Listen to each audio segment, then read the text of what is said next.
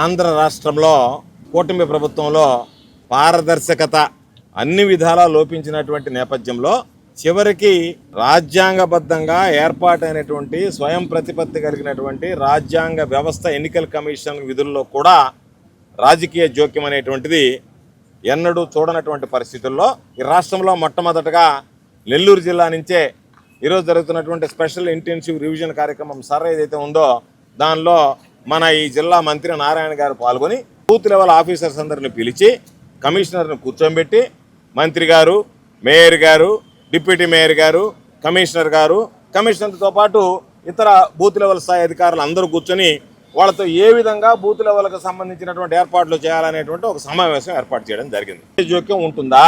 Protocol అనేటువంటిది తీసేస్తారు. ఎన్నికల కమిషన్ అనేటువంటిది ఎప్పుడైతే ఒక ప్రక్రియ ప్రారంభమైతే అటువంటిది బూత్ లెవెల్ ఏజెంట్లను పెట్టుకుని మీరు మీటింగ్లు పెట్టుకుంటే మాకు అభ్యంతరం లేదు. మీ పార్టీకి సంబంధించినటువంటి వ్యక్తుల్ని ఇరు పార్టీలకు సంబంధించి సంధానకర్తలుగా వ్యవహరించి న్యాయబద్ధంగా చట్టబద్ధంగా అర్హత కలిగినటువంటి ఓట్లు ఇవ్వాలనేటువంటి లక్ష్యంతో అనర్హులైనటువంటి వాళ్ళని తొలగించాలనేటువంటి ఉద్దేశంతో ఏర్పాటు చేసినటువంటి ప్రక్రియలో మీరు ఏ విధంగా జోక్యం చేసుకుంటారనేటువంటిది ఈరోజు ఈ ప్రభుత్వం సమాధానం చెప్పాల్సినటువంటి అవసరం ఉంది. మంత్రి అంటే ఎవరు? ప్రభుత్వంలో భాగస్వామైనటువంటి వ్యక్తి. ఈ ప్రభుత్వంలో భాగస్వామ్యుడిగా వ్యవహరించేటువంటి మంత్రి అసలు మంత్రికి రాజ్యాంగ విలువలు తెలుసా?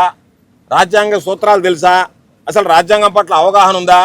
ఎన్నికల కమిషన్ విధుల పట్ల అవగాహన ఉందా?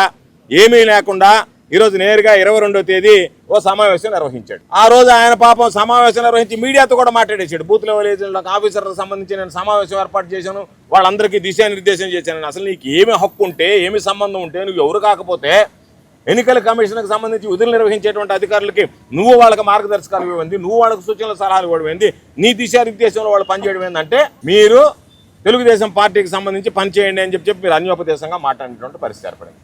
అదేవిధంగా ఈరోజు గూడూరుకు సంబంధించి గూడూరు రూరల్లో ఈరోజు ఉదయాన్నే చెప్పారు, ఆ చెన్నూరులో ఎవరైనా బూత్ లెవెల్ అధికారులు ఉంటే బూత్ లెవెల్ అధికారులు నేరుగా వెళ్ళి అక్కడ ఉన్నటువంటి ఆమెకు, అక్కడ ఉన్నటువంటి ప్రజాప్రతినిధికి మొత్తం పేపర్లన్నీ ఇస్తే ఆమె వాటన్నిటినీ ఆ డేటా అంతా మొత్తం కలెక్ట్ చేసుకొని దాన్ని మామూలుగా వాళ్ళ దగ్గర నిక్షిప్తం అయిన తర్వాత వాళ్ళు ఆ డేటా అంతా స్టోర్ చేసుకున్న తర్వాత వీళ్ళు బూత్ లెవెల్ ఆఫీసర్లు బూత్ లెవెల్ ఏజెంట్తో కలిపి ఆ బూత్ ఎన్యూమరేషన్ ఫారంలు పంపిణీ చేయాలంటే, అంటే ఎన్యూమరేషన్ ఫారంలో ఉండేటువంటి డేటా మొత్తం వాళ్ళు కలెక్ట్ చేసుకొని స్టోర్ చేసుకొని రేపు వాళ్ళతో ఏ విధంగా మాట్లాడాలా, దాంతోపాటు మనకు కానటువంటి వాళ్ళని ఏ విధంగా తీసేయాలా, మన దొంగోట్లు ఏ విధంగా నిలుపుకోవాలనేటువంటి ఒక దుర్మార్గమైనటువంటి ఆలోచనకి ఈరోజు ఈ ప్రభుత్వమే గ్రీన్ సిగ్నల్ ఇచ్చినట్టుగా కనిపిస్తుంది.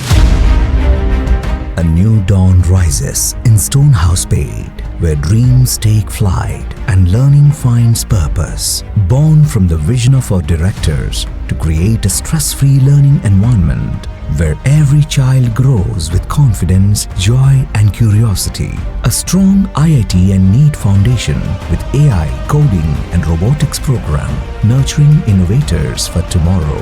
A holistic development with discipline, creativity, leadership, an education that shapes character beyond textbooks, an environment where learning is joyful, teachers are mentors, and every student's journey is stress-free.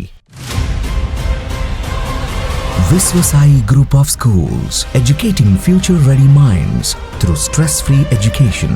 Now open at Stonehouse-Pate, playgroup to grade 7. A vision of stress-free education from the directors of Viswasai.